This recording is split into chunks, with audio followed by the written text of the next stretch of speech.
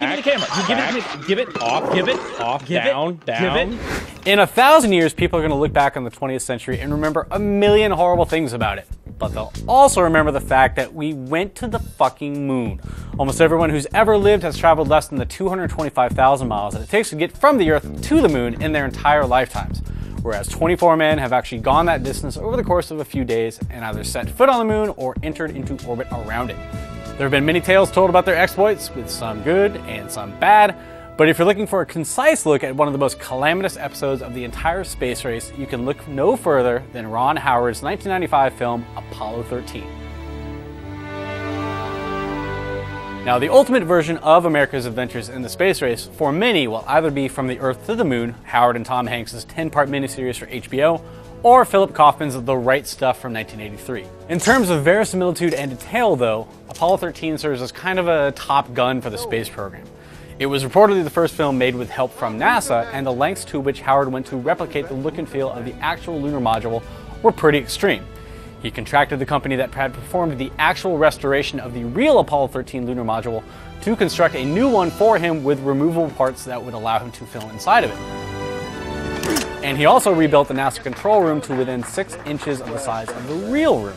Sometimes an obsession with detail can derail a film, as stories from the set of Heaven's Gate should prove, but here it serves as a worthy base on which Howard constructs his film. He's ably aided by his actors, led by Tom Hanks as Jim Lovell, a veteran astronaut who's finally going to set foot on the moon after orbiting it once before on the Apollo 8 mission. I can't believe how bright the ejector blanket is. He's joined in this little buzz cut fest by Kevin Bacon as a last-minute replacement pilot. We're coming in too steep. I'm gonna stay in this role, see if I can pull us out of it. Bill Paxton. Gary Sinise as an astronaut who's removed from the mission because of the threat of measles.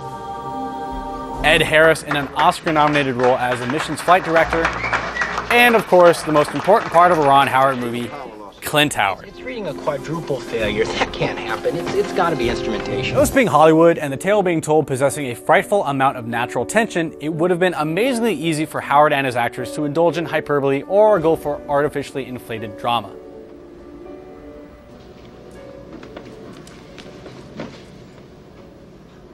Instead, the bulk of the performances are relatively contained, and there are surprisingly few scenes of people engaging in arguments or slow-motion fistfights between NASA employees.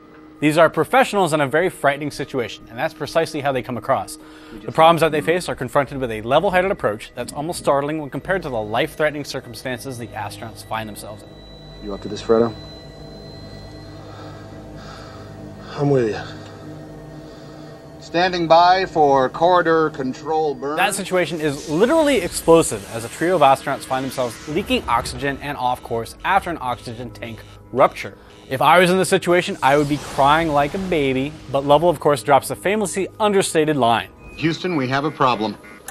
What follows is an hour and a half of calamity and crisis, as the crew deals with a buildup of CO2, a dangerously limited amount of power, freezing temperatures, and uncertainty as to whether or not they'll even be able to fire their engines to correct their course. Damn it. 6, 7, that's it, hold! Like the best historical films, Apollo 13 manages to keep you guessing as to how the particular dilemmas will be solved. Even if you know how the actual events do play out, Howard's direction does instill each new strain on the crew with a tautness that the cast subtlety reinforces instead of detracts from. Movies set in space obviously have the problem of gravity to deal with most films either simply ignoring it or contriving some elaborate ship system or rotation to make it seem as though everyone has weight when they really shouldn't. Howard and his crew famously took another route to make their space scenes look realistic. While I'm sure there was a fair amount of invisible wires to make objects float, the cast was sent up in the infamous Weightless Wonder, a plane that would rapidly ascend and descend over an 8,000-foot flight span to simulate weightlessness. Each of these trips would result in around 20 seconds of shooting time, and you will appreciate the sacrifice the cast made when you recall that the other nickname for the plane is the Vomit Comet, and that everyone on the plane had to make over 500 individual hops in it.